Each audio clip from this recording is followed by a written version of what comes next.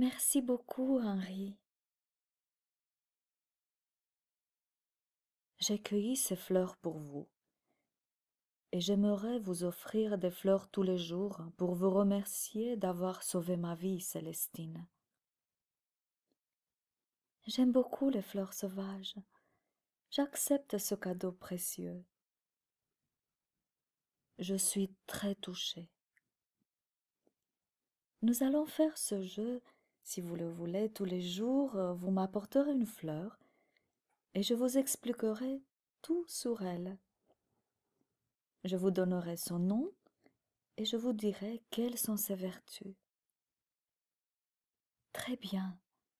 Quelle sera l'heure du rendez-vous?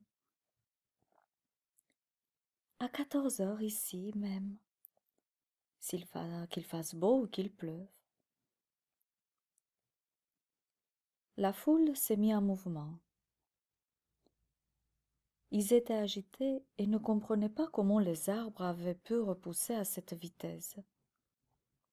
Ils connaissaient très bien l'endroit et reconnaissaient la trace de la tronçonneuse sur chaque arbre. La nature est beaucoup plus forte qu'on ne le croit, dit le sage. Elle nous offre tout ce dont nous avons besoin pour nous guérir et guérir notre environnement. Donnez-nous des exemples, dit un homme de petite taille. Le meilleur exemple, c'est vous. N'étiez-vous pas en train de mourir avant que la source ne vous apporte guérison? Vous avez raison. C'est si simple qu'on ne le voit même pas. Tout de même, je me demande comment les arbres ont réussi à pousser si vite. Je n'ai jamais vu ça.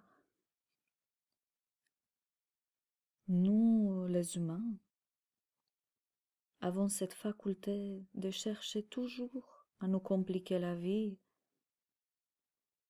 et nous ne voyons pas la simplicité. Cela nous empêche de voir que nous avons tout à notre portée.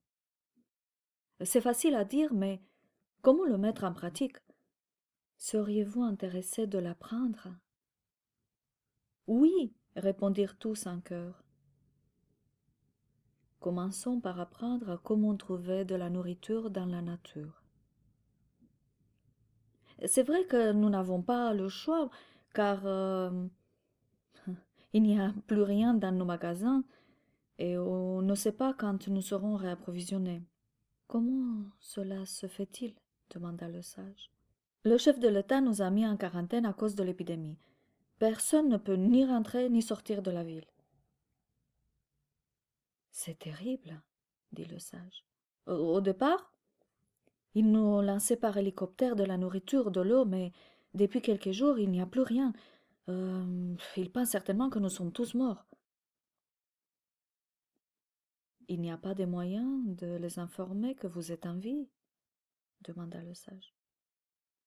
Non, tous les réseaux de télécommunications sont détruits. Alors, il va falloir trouver des solutions pour survivre. Allons chercher de la nourriture. Nous avons de très bons chasseurs dans la ville. Tous les ans, nous faisons un concours de chasse pour élire le meilleur. Je crois que nous n'avons pas besoin de chasser. Alors comment on va se procurer de la viande? Nous allons la remplacer par des noix, noisettes, marrons, qui sont aussi riches en protéines. Il n'y a plus d'animaux dans la forêt. Qu'avez-nous au menu aujourd'hui? Pas loin d'ici, il y a un coin à champignons. Allons en cueillir. Comme il avait plu, il y avait une multitude de champignons de toutes sortes qui avaient fait surface. Le sage leur apprit comment reconnaître les champignons comestibles. Une heure plus tard, tout le monde avait son panier rempli de champignons. Les noix d'été sont en train de tomber.